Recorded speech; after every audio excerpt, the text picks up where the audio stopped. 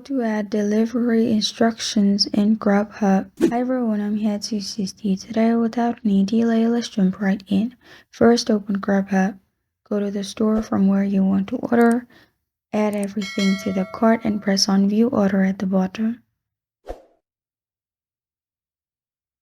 In here, simply scroll down and click on Proceed to Checkout.